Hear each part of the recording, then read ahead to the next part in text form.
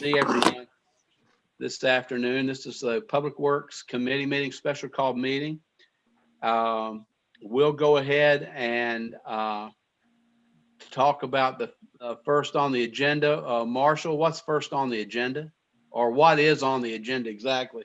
I guess yes, and I'll read the notice that went out. Okay. It simply states that there will be consideration of a process to select a company to build cell towers on city property, and it, of course, will be discussed at this time. Okay, thank you very much. That's I'm looking at it right now. It's this dealing with the cell tower issue in the city of Hendersonville.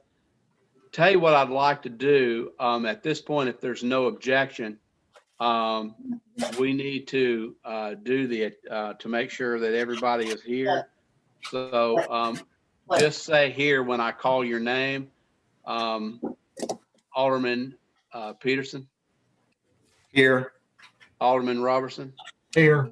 And the chair is here too. So who all do we have with us today in this meeting? Go ahead and just identify yourself.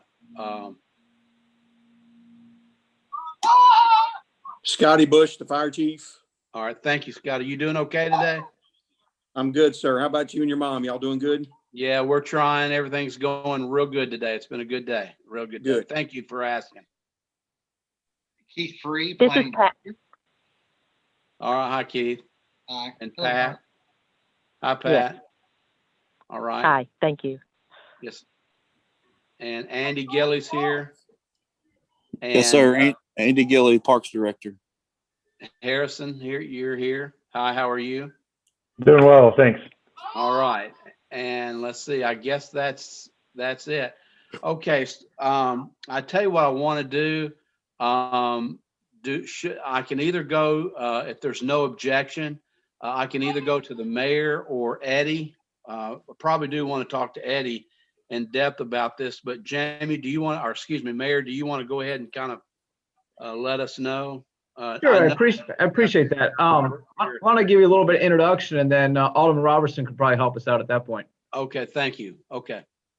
As I'm sure all of us know, the city entered into a lease with Vogue Towers a little over a year ago to build a tower at Drakes Creek Park, and that has gone well. The tower's up, and I believe they're close. And maybe Andy Gilly can give us an update on that.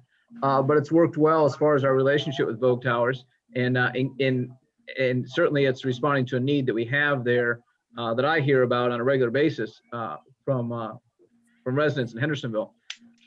We have other property in the city that, other than Drakes Creek, that we control or we own, and those locations are probably, some of them at least, are probably appealing to folks that want to build towers. And we've had some interest, specifically close to Indian Lake Elementary School. What we would like to do, what I'd encourage the Public Works Committee to do, to figure out a process to go about making the other properties that the city of Hendersonville controls or owns available to companies that are looking at building a tower. The urgency here is with Indian Lake Elementary School. Indian Lake Elementary School currently has a tower that has been there for a long, long time. The school no longer wants to continue the lease that's there. That lease is expiring. However, if we lose that pole, granted it's not a city responsibility, the citizens of Hendersonville will certainly suffer. And we want to see if there's something we can do with our property nearby that could help out. We have some property nearby, very, very nearby to the school, as well as, like I mentioned, we have several other pieces of property in the city that we might want to consider offering to tower companies that may want to complete similar projects to what we did at Drakes Creek Park. We don't really have a process to go about that. So what I'm hoping is that the Public Works Committee and the Public Works Director can sort of come up with something to launch us from here.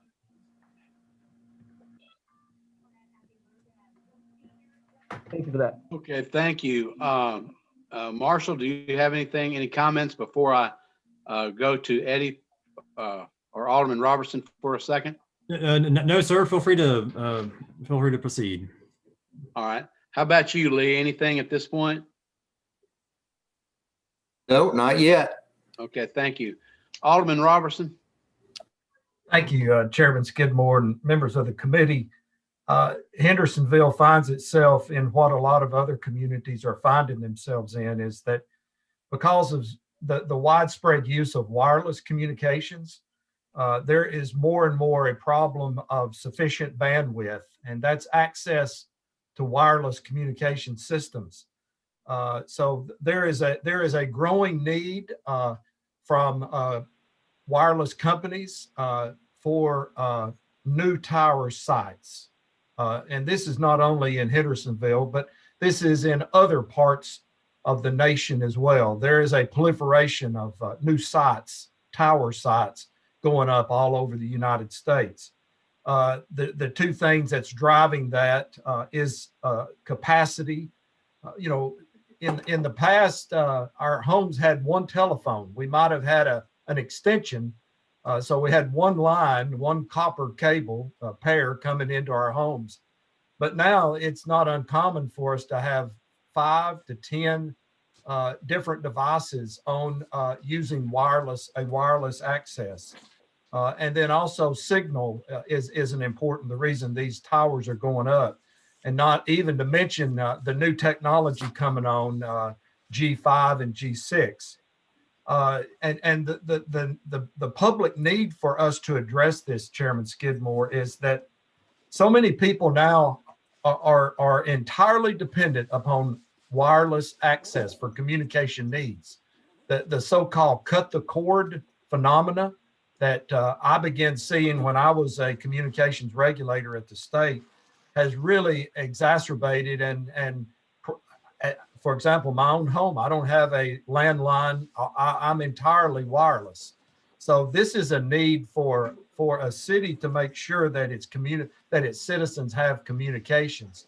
So as the mayor explained a little bit, as more and more requests from cities is made for towers, it makes sense to have a policy. How will we move forward when we get these requests? And so I think that's what the mayor wanted us to talk about tonight, kind of a policy direction. How should we deal with these new requests for towers to be built on city property? So I hope that sets up the ball for us tonight. All right. Excuse me. All right. Thank you. Alderman Peterson, do you have any discussion or anything to say at this point? I don't want to leave anyone out of this discussion, or the mayor, Mayor Clary. No, I don't. I'm just glad we're meeting a need. Amen. I agree with that. Let me ask you something, and the mayor or maybe Eddie or maybe Marshall or whomever knows, please speak up on this. How many areas do we have now at this point that are either being looked at or that we have available?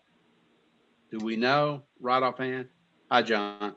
Yeah, probably not. We probably don't have a specific number because there's also the small cells technology that to some extent replaces the cell tower, but not completely. So we know of, probably 4 or 5 or 6 that seem to be more appealing, but in the matter of months, that could be 7, 8, 9, 10.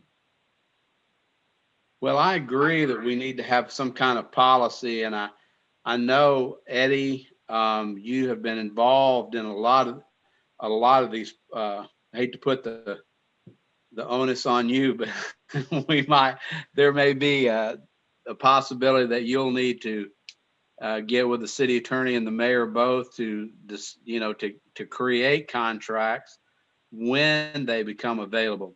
So our procedure at this point is, do we need to have I would imagine we would need when something comes like this, a request for proposal. Is that the way that you all see it? It is, and I would like to ask John Bradley from a legal perspective. John, are you there? I see his name on, but he may have stepped out. Exactly what are the legal requirements? I think we have at least 2 carriers that are interested that are interested in a site that the city owns. I think Crown and also Vogue, and there may be others that are interested, but you know, does the city have an obligation to put a request out for bids? You know, I think that that's probably the way that the city could get the best deal, is to go through the bidding process. But because this is a potential source of revenue for the cities, as we are earning in the Parks Department, we're going to be earning annually revenues. So this is a new way that the cities can generate income. John, my question to you was a threshold question. We have at least 2 carriers that are interested in pieces of property that the city owns for cell tower sites. What is our obligation when there are competing interests to do business with the city on whether we do a request for bids, or what is the process the law calls for? Well, what we need to do, I know that we have at least 3 different companies that are interested. It seems to me that the best approach would be a request for proposal. Let them propose what they want to do. If they've got a site or have a proposal for what carriers they have contracts with or whatever. You know, we want to avoid the problems that we had last year. Couple of things. We had a company that was doing some of this kind of work for us that threatened to sue us over, they'd been doing some work on small cells. That was a bit of a problem. Hopefully that's over now. And then we had another company that was threatening to sue us with respect to the Vogue Towers contract, saying that they were somehow excluded and not given a chance to bid on it. So the safest way is to put it out for proposal, give everybody a fair shot. You know, and I know that we've got the one coming up that needs to be done probably definitely within the next year behind Indian Lake Elementary School. Okay. I'm sure that other cities probably have had this happen to them already. You know, Marshall, you might want to look to see, you know, and maybe call some of our sister cities and see, you know, what their procedure is. But I agree with John. I think that when you have 2 or more, you should have a request for proposal out on just about anything that comes out through the city. You know, I mean, that's subject to debate, I guess, but that's the way that I see it. Alderman Peterson, do you have any comment, whether you agree or disagree with that statement? Yeah, I totally agree with getting the proposals in and, you know, going from there. You know, hopefully we'll get 3 or 4 proposals submitted for the towers that we're looking at, especially with the different areas. If it could be, you know, 5 to 10, I kind of like, I think what the mayor said, having smaller tower sites. I know our church, the First United Methodist, has a cell tower in our church steeple. So, you know, anytime we can disguise them, I kind of like that concept. Thank you. You're welcome. I didn't realize that that you only even had one, to tell you the truth. So it has been successful, Alderman Peterson. Alderman Robertson, how did you all, let me ask you a quick question. How did you all attack the last contract? Did we, I mean, I hate to, well, I'm not even going to ask that question, but we wrote up a contract and then it was submitted, or did the operators or the people, do you remember? Well, we asked them we asked Vogue to submit, you know, the specs for a contract and the compensation. And I had already been involved in similar negotiations before I was an alderman with Crown Castle on the city property. Crown Castle also has a tower site on city property. It's over by the fire department, over off of Free Hill Road. And so I had familiar, so I kind of knew the compensation scale that they were using. And so once we were comfortable with the technical aspects of it, and, you know, most of the technical aspects are prescribed by the federal government, by the FCC. And so and when we got that down, it was just mainly, what's the best financial deal that we can get for the city. And Vogue was very receptive to our negotiation, and we came up with what I thought was a good compensation plan.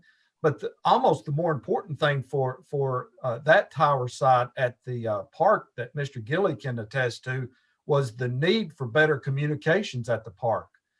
There were at times at the park where people couldn't get cell phone coverage and couldn't communicate with their family and even emergency calls. So that was a huge need for the city. These other needs, are important, but they might have a little different perspective. So I don't think that there is much as a rush on these new ones as there were on the one at the park. But I do think that after John spoke, that probably going with the RFP, would be the best way. And I don't know how long it would take Marshall. I'd be willing, if the chairman, if you want me to work with Marshall on helping to put together an RFP on the specific elements that are needed to be addressed.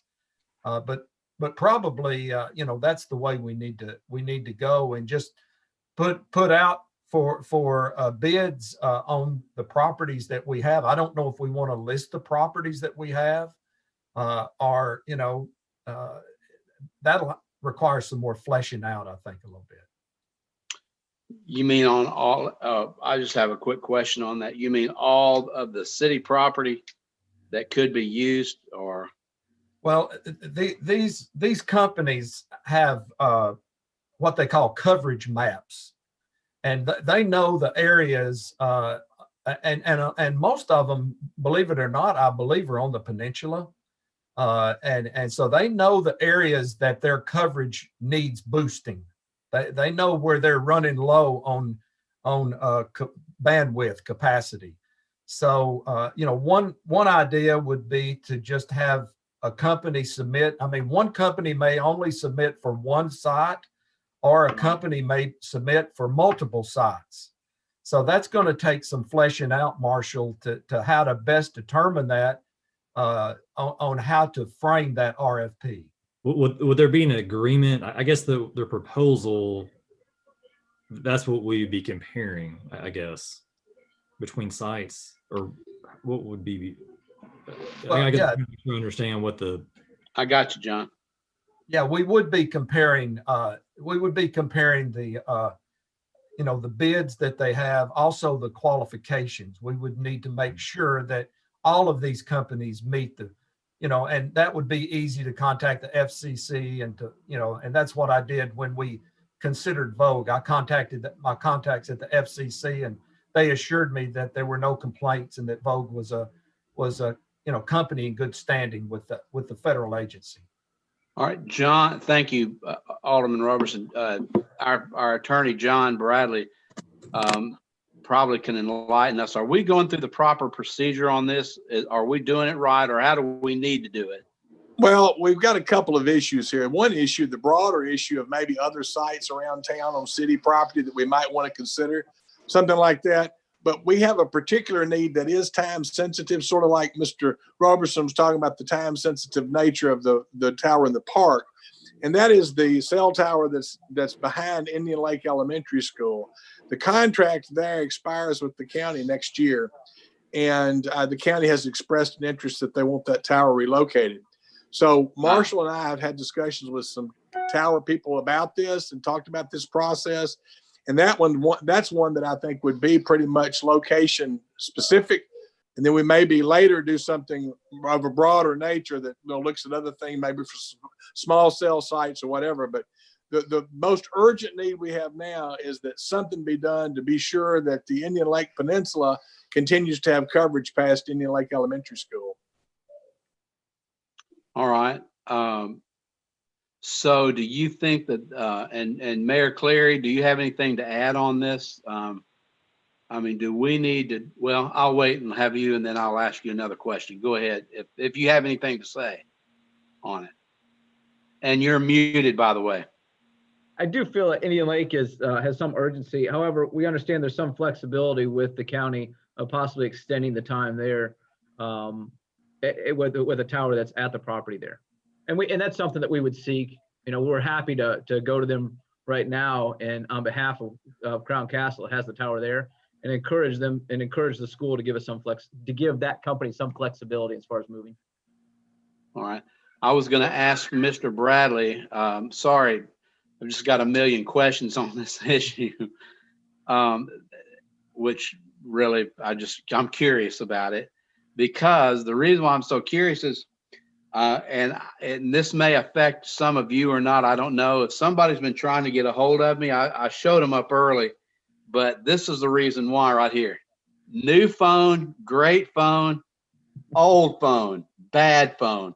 So if anybody's been trying to get a hold of me, this is what I have now. I've got a really nice phone. They were supposed to give me $10 for this, AT&T, and they were like, this thing's so bad, I'm not sure that you can get $10 for it. So I've got the good one now. So I'm still trying to work it. So I apologize. I guess that's why I've got so many questions on the cell tower, but I'm glad to have it, though. I will say that. I know Steve Brown finally got a hold of me and said, where have you been? And I said, well, this is a long story. And so I told him, I said, I've got a new phone now. And so I'm enjoying it. But my question back for the city is, should we, John, or how do you, or anybody for this matter that has a feeling or an idea about it, should we just do one request for proposal on that specific site, since it's a necessity, and then all the other sites we can get with Marshall and Andy Gilly, and to see, or Scotty, the fire chief for that matter, there may be some other areas in town that are city property that are, good locations too, and get with those guys and see what we've got. What do you have any opinion on that? Yes or no? Or Yeah, Mr. Chairman, my opinion is that we've had a lot of talk with Crown Castle and other companies about the tower next to Indian Lake Elementary School. Like I said, I believe that contract expires next year. And as the mayor says, school board's not going to require it to be moved immediately if we're in the process of having a new tower built or whatever. They'll cooperate with us, but they've told me that they want to have some progress being made toward that. My suggestion, I think that we may have two different issues here. One would be to deal with that particular tower, sort of like we did with the tower at Drakes Creek Park, except to be sure we put out a proposal where, anybody that wants to have a proposal on putting a tower in that part of town can come forward with their proposal. Then maybe a broader agreement for some of the things the mayor has talked about with some of the small cell sorts of things. Maybe I know the mayor has a marketing agreement he has received from one of the companies with Williamson County. It's non-exclusive, but still it's a kind of an agreement on some things that cell tower companies could do for a city. So I think the first step would be, though, to deal with the Indian Lake School tower, at least to make some progress toward showing that something's going to be done, whether it be with Crown Castle or the school board or whatever, because that a large part of our city is dependent on that tower. And I think everyone would attest to that. Chairman Skidmore, yes, sir. Maybe we need to ask the companies that are here if they have a singular tower interest or multiple tower interest to see, what kind of judge from the carriers that are here, what their vision is for Hendersonville. I can attest to that. I'm Harrison Harrell with Crown Castle. I met with the mayor and some other folks back in 2019. The main component of our interest right now is a replacement site for the school property. That being said, Crown is always interested in more properties, and anytime we have to deal with densification, we focus on shared infrastructure. And so instead of there being multiple towers with individual carriers on each tower, we just want one asset in the market and basically put every carrier on that site. So that's what we intend to do at this fire station property. And I will, this is Pat, CEO of Vogue, kind of, to Crown and, we do the exact same business as asset owners and, kind of the builder of the Drakes Creek. I will kind of reiterate, I think we're talking about two very specific different things here. Certainly it makes sense to look at, the best proposal for the Indian Lake. The other is a different conversation, as Crown, and I completely agree with that. The one thing I will add that, for the other properties, and someone referenced the agreement, matter of fact, that we have in place with Mayor Anderson at Williamson County. We're doing 3 towers right now in Williamson County under that document. And that is something that's a much broader, and it isn't so much sometimes an RFP on those. And again, I'll kind of vet Crown and I, which Crown is a wonderful tower company out there, tons of respect for them. When we may have a ring information, a carrier that has brought something to us, and we bring that to a city on a specific site, there's kind of becomes that conversation of fairness. Does that really go out to RFP? Because, Crown, any other tower company, or Crown may have the site and Vogue not know that they're even working with a carrier or under our own BTS or agreements. And then all of a sudden you've kind of taken that confidential proprietary information and you've, told all the other competitors, here's something that, the other tower company may have not even been aware of. Again, that sounds like a marketing agreement. A broader is a different conversation, but I do think there's some more components to really think through that. We do a lot of agreements as the exact same lease that I negotiated with Alderman Eddy, with cities, municipalities, Williamson County schools that are not under RFP. That isn't to say you shouldn't do one by any means. But I do think a big component is if we come with a single carrier for 1 or 2 year city properties, does that really warrant and justify an RFP of our information and our work product that maybe, the other tower company would not know about? And again, those are just things that I think, in a further fairness conversation to bring to light. Okay, thank you, Pat. Go ahead. Sorry, Eddie, go ahead. So Pat, are both you and Crown, Vogue and Crown, saying that there is agreement that it makes sense to have an RFP first for the replacement at the school, but also to provide maybe an RFP for a carrier that would like to offer their services on other city properties in the city? So to have 2 different RFPs?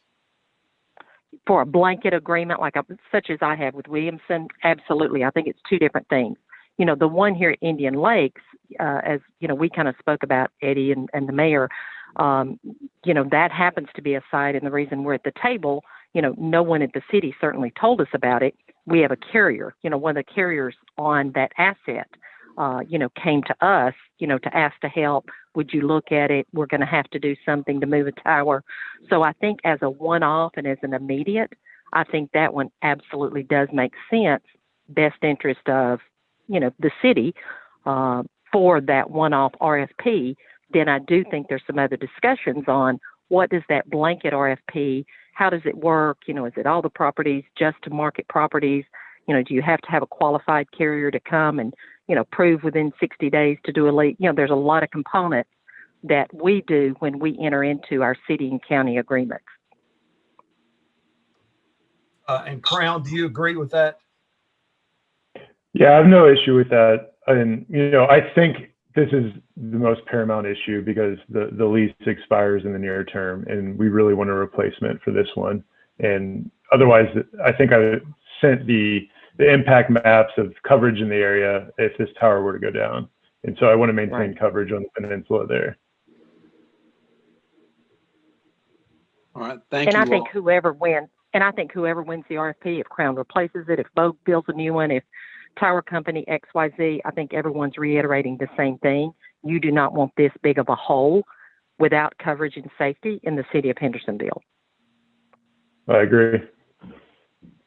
Thank you. And then I also, whatever we do, I think it's important too I'm just talking about the city at this point, that not only does John work within it and Eddie, you'll probably with no objection, we'll just ask you to do it because you've done this before, but also have the IT department stay involved in this. I think it's important that they know about it, Marshall. So if you could let them, if there's no objection, we'll and Mary Beth, I'm kind of like just talking over you right now. We're thinking maybe having your department involved in this. I don't know if you want to say anything about it or not.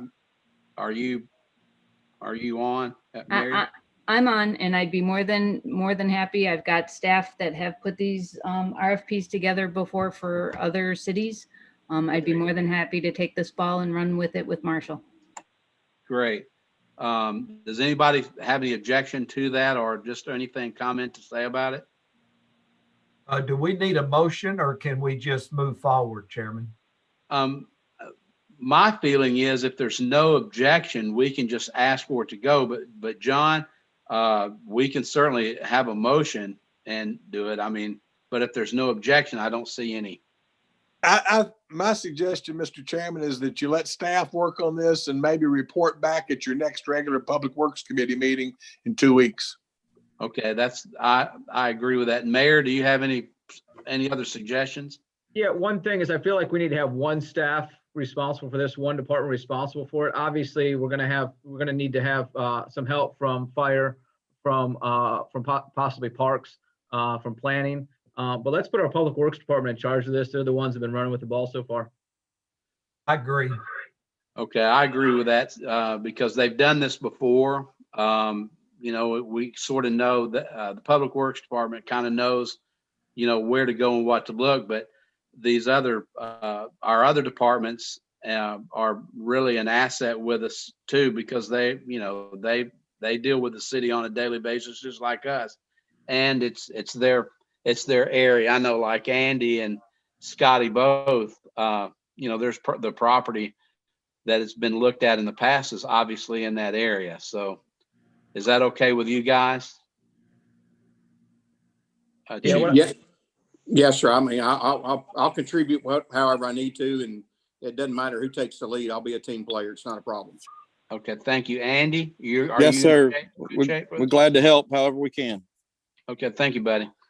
All Yes, sir. right, so here's what we're going to do, and let's let everybody know what we're suggesting. If there's any objection to it, go ahead and say it after I get through. Is we're just going to have the Public Works Department go out and take a look at everything and see what we have to offer and what we need. Also, Eddie, and you would help with this as well of the Public Works Committee. And Lee, do you have any problem with Eddie doing this? I know he's done this stuff before. No, not at all. But I did, Mr. Chairman, have a question for Yes, sir. Go ahead. the mayor or for Director Free. Does Hendersonville qualify for any of the state broadband grants? Would that help with the tower selection and land purchase or anything that would be required for this proposal?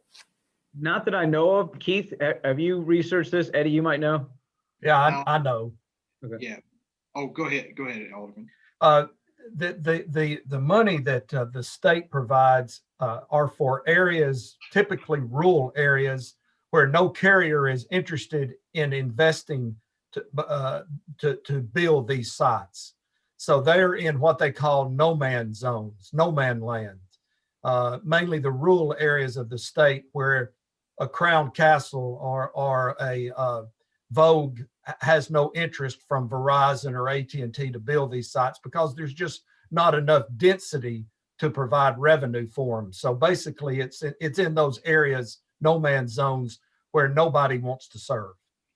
And that's not the case in Hendersonville, as you can tell by tonight's attendance.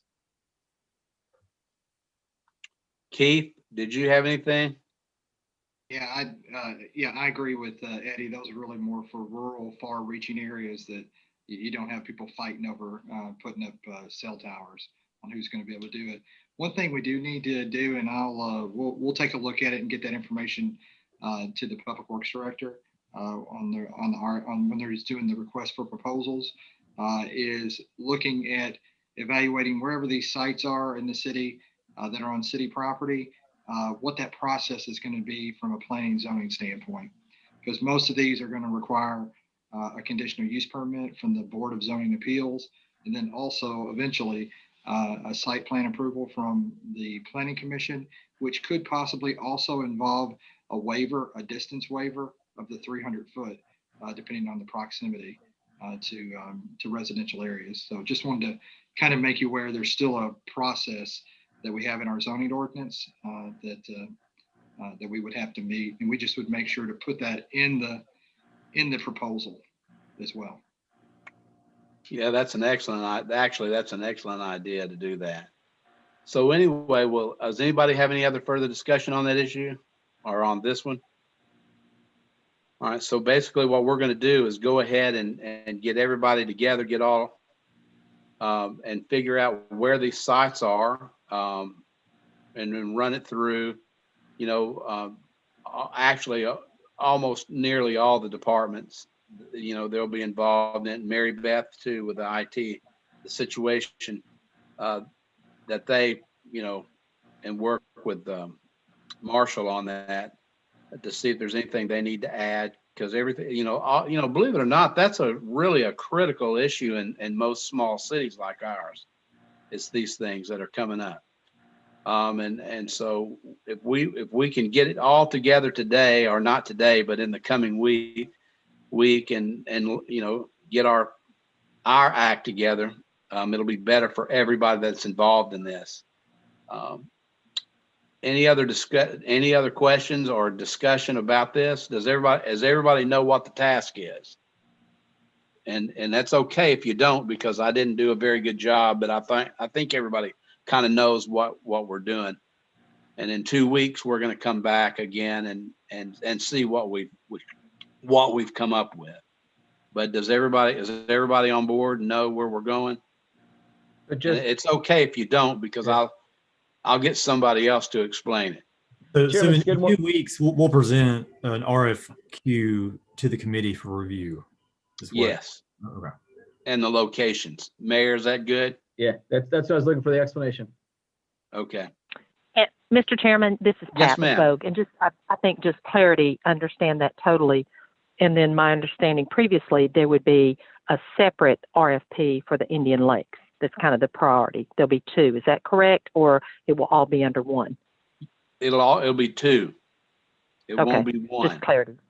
Okay. Yeah, Thank you. that's an important issue with us, Pat, and that's why we want to jump on that first. Actually, that one will probably be fairly easy to come up with. It's just all the other areas and their possibilities, you know, that are open for you guys.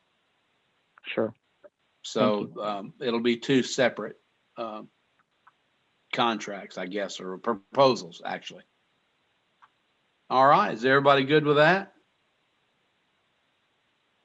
I know my great computer mind knows what we want to do. I just want to make sure everybody else does. Mary Beth, are you good with that? I'm here in whatever need Marshall needs of me. Okay, sounds great. All right, so I don't think this is necessary for a motion. We'll just ask for it to be done. If there's any objections, say so now. Hearing none, we're ready to move forward. And I believe that's all for our committee meeting. I cannot believe hold on, if someone, hold on just a second. I can't believe we hadn't moved to, gotcha, okay. That we've come this far, and it's only, we've got about 20 minutes. I can't believe that, but anyway, we had some, but we can always go ahead and adjourn. If there's no objection to any of the questions, we'll go ahead and adjourn the meeting then, and I'll see you guys at 7. No objection. I need a motion. So moved to adjourn. Second. All right. There's been a proper motion and a proper second. All in favor signify by saying aye when I call your name. Alderman Roberson. Aye. Alderman Peterson. Aye. Chair votes aye as well. The meeting is adjourned at 5:41, and we will schedule our next meeting in about, when will that be, Marshall? The end of the month? Yes, sir. The fourth Tuesday of the month, 5 o'clock. Okay. And we'll let everybody know when that meeting is up. And we hope to see you again. And if there's any questions or comments you need to do, just get with Marshall and he'll be glad to help. All right. Thank you, guys. Meeting's been adjourned at 5:41. We'll see you Thank at you, Mr. Chairman. Okay. Yes,